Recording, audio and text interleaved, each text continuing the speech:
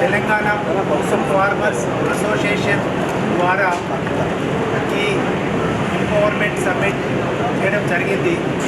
దీంట్లో రకరకాల requirements panels నుంచి, వెండర్స్ నుంచి, ట్రాన్స్ఫార్మర్స్, అలాగే స్ట్రక్చర్, అలాగే మిగతా టెక్నికల్ ఇష్యూస్ అన్ని డిస్కస్ చేయడం జరిగింది.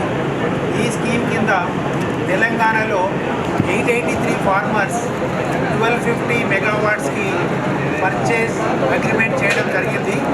దీంట్లో చాలా ఇష్యూస్ ఉన్నాయి కాబట్టి రైతులకి డే 1 నుంచి మనం కమెంట్ చేసే వరకు రావాల్సిన అంటే రాబోయే ఇష్యూస్ ఏమున్నాయి, ప్రాబ్లమ్స్ ఏమున్నాయని అవన్నీ టెక్నికల్ సెషన్ ద్వారా నిన్న మరియు ఈరోజు డీటెయిల్గా డిస్కస్ చేయబోతున్నాము.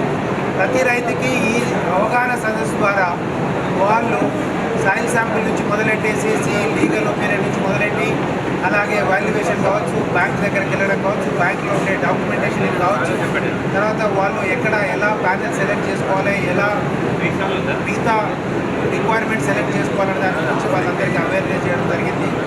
ఈ సంస్థ ఆల్మోస్ట్ ఒక 70 డేస్ బ్యాక్ మేము కొద్దిమంది కలిసి ప్రయత్నం చేశాము.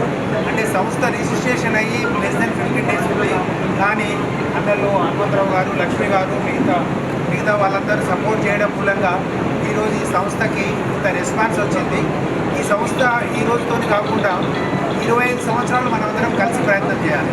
అందుకనే చిన్నారెడ్డి అన్నని గౌరవ అధ్యక్షులు ఉండాలని రిక్వెస్ట్ చేశాము. అన్న ఆల్మోస్ట్ ఒప్పుకున్నారు. కాబట్టి ఇప్పటి నుంచి మన సంస్థకి డాక్టర్ చిన్నారెడ్డి గారు రైతు బిడ్డ, వ్యవసాయం చదువుకున్నారు, వ్యవసాయంలో PhD చేస్తున్నారు, 4 సంవత్సరాలు 4 టైంలో ఎమ్మెల్యేగా చేసినారు, మంత్రిగా చేసినారు. ముఖ్యంగా ప్రస్తుత గవర్నమెంట్కి ప్లానింగ్ కమిషన్కి వైస్ చైర్మన్గా ఉన్నారు. ముఖ్యమంత్రి గారేమో చైర్మన్. అంటే ముఖ్యమంత్రి గారు ఉండే బిజీ షెడ్యూల్లో ఆల్మోస్ట్ వైస్ చైర్మన్గా అన్ననే మొత్తం చూస్తుంటారు. కాబట్టి మన అవసరాలు, మన రిక్వైర్మెంట్, మన ఇష్యూస్ ఏమైనా ఉంటే అన్న ద్వారా మనం ఈ రోజు నుంచి ఇంకా కొంచెం సులభంగా వెళ్ళడానికి అవకాశం ఉంటుంది. తెలంగాణ ఇంకో 40